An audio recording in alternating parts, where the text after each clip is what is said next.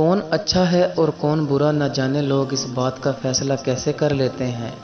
جن باتوں کا علم صرف اللہ کو ہے، یہ لوگ کیسے ان باتوں کو جاننے کا حق رکھتے ہیں؟ کسی بھی شخص کی حقیقت کو تم کبھی بھی نہیں جان سکتے۔ تم کو کیا خبر کہ دن بھر مسکرانے والا انسان رات بھر اللہ کے سامنے بیٹھ کر روتا ہوگا۔ تبھی اللہ پاک نے قرآن مجید میں ارشاد فرمایا، روز محشر کوئی کسی کا بوجھ نہیں اٹھائے گا، تو پھر کیوں تم اپنے اعمال پر غور و فکر کرنے کے بجائے دوسروں کے دامن پر لگے داغ ڈھونڈنے میں مصروف ہو؟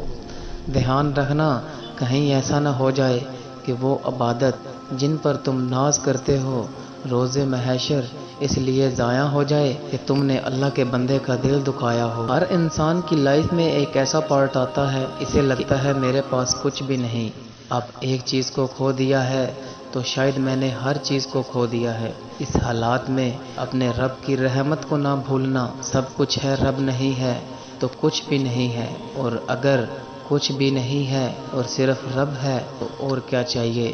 اگر تم رب کو چاہتے ہو اور ساتھ ساتھ اپنی خواہشات بھی پورا کرنا چاہ رہے ہو تو شاید تم رب کو نہیں چاہتے۔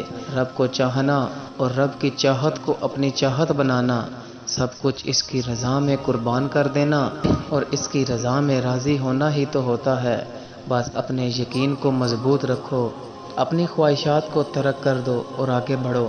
یقین کرو وہ ہرگز نہیں ملے گا جو تمہارے لیے بہتر نہیں ہوگا۔ ہم کچھ نہیں جانتے، بس اپنی چاہت دیکھتے ہیں، لیکن وہ رب سب جانتا ہے۔ ذرا سوچیں، اس چیز کے چھوڑ جانے سے تمہارا رب سے تعلق بن گیا ہے تو کیا یہ بہتر نہیں؟ کس میں محبت ڈھونڈتے ہو جسے محبت کا ہی نہیں پتا؟ سب وقتی ہے، تمہارے فضول سوچیں بھی وقتی ہیں، حقیقی بس وہ رب کی ذات ہے۔ اس کے علاوہ ہر چیز عارضی ہے، کوئی ملے گا، کوئی بچھڑ جائے گا، کوئی نبھائے گا، کوئی توڑ جائے گا۔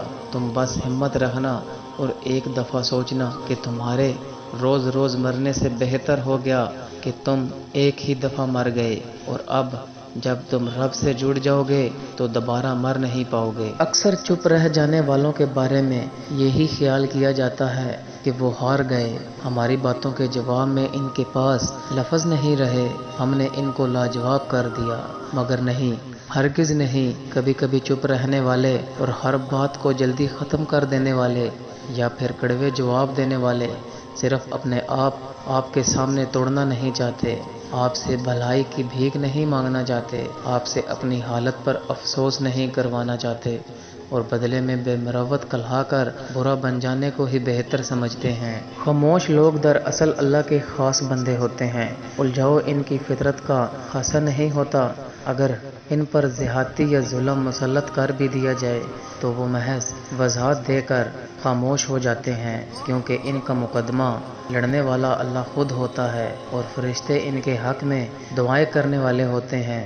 ہم جان ہی نہیں پاتے کہ خاموش لوگ کتنے طاقتور اور اختیارات کے مالک ہوتے ہیں۔ مجھے کبھی بھی یہ غلط فہمی نہیں ہوئی کہ مجھے کوئی کھو کر پچھتائے گا۔ پتہ ہے کیوں؟ کیونکہ میں جانتا ہوں لوگوں کو لوگ مل ہی جایا کرتے ہیں، کبھی بدتر سے بہتر تو کبھی بہتر سے بہترین۔ مجھے کبھی خاص بن کر رہنے کا دل بھی نہیں ہوا۔ جانتے ہو کیوں؟ کیونکہ خاص کے بعد خاک ملتی ہے، اس لیے عام رہنا زیادہ اچھا ہوتا ہے۔ ایک امید، ایک لگن ہوتی ہے کہ کبھی ہم بھی خاص ہوں گے، ایک دن ہوگا ایسا، اور میں چاہتا ہوں وہ دن بھی نہ آئے، بس امید باقی رہے، انتظار باقی رہے۔ ایک لائن ہے کہ سفر خوبصورت ہے منزل سے بھی، ایسا ہی ہے خاص بن جانا کمال نہیں، خاص بننے کی جستجو کمال ہے۔ اکثر میں نے لوگوں کو کہتے ہوئے سنا ہے کہ میں تھک گیا ہوں اس زندگی سے، ان لوگوں سے، ان بے جان رشتوں سے جنہوں نے مجھے وہاں آزمایا جہاں مجھے ان کی سب سے زیادہ ضرورت تھی۔ میرے مان بھروسے سے اور امیدوں کو یوں توڑا گیا جیسے میں کوئی بے جان شے ہوں۔ پتہ ہے یہ سب کتنی تکلیف دیتا ہے، یوں لگتا ہے زندگی کو موت آ گئی ہو، مگر پھر بھی سانس چل رہے ہوں۔ تھک جاتا ہوں حالاتوں سے لڑتے لڑتے، کیسے مضبوط کروں خود کو؟ وہ آزمائش اسی لیے دیتا ہے کہ انسان خود کو مضبوط بنائے۔ اس کے آگے کھڑے ہوتے ہوئے تمہیں اپنا آپ مضبوط نہیں لگتا؟ بعض دفعہ اللہ تعالیٰ آپ کو آپ کی سب سے پسندیدہ چیزوں سے اور لوگوں سے دور کر دیتا ہے۔ مقصد آپ کا دل دکھانا نہیں ہوتا، دراصل آپ کا اس رب کے قریب ہونا مقصد ہوتا ہے۔ اگر کہیں محسوس ہو کہ آپ اکیلے ہو تو مت بھولنا کہ آپ کم از کم اکیلے نہیں ہو۔ اللہ تعالیٰ کبھی بھی کسی کو اکیلا نہیں کرتا۔ اللہ کا نام ذرا دل میں لو، دل کی گہرائیوں سے پکارو اسے۔ آپ کی ماں آپ کی ایک پکار پر اتنا تڑپتی ہے تو وہ کتنا پاس آتا ہوگا۔ کبھی امید نہیں کھونی، کبھی اداس نہیں ہونا، کیونکہ وہ کبھی امید توڑتا نہیں ہے، وہ دلوں کو جوڑنے والا ہے، اور اللہ خود پر کوئی احسان نہیں رکھتا۔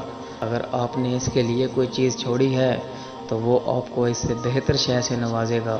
انسان کی خواہش سے اللہ کو دلچسپی نہیں ہے، وہ اس کی تقدیر اپنی مرضی سے بناتا ہے۔ اسے کیا ملنا ہے اور کیا نہیں ملنا، اس کا فیصلہ وہ خود کرتا ہے۔ جو چیز آپ کو ملنی ہے، آپ اس کی خواہش کریں یا نہ کریں، وہ آپ کی ہے، وہ کسی دوسرے کے پاس نہیں جائے گی۔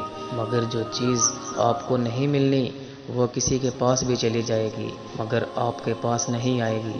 انسان کا مسئلہ یہ ہے کہ وہ جانے والی چیز کے ملال میں مبتلا رہتا ہے، آنے والی چیز کی خوشی سے مسرور نہیں کرتی۔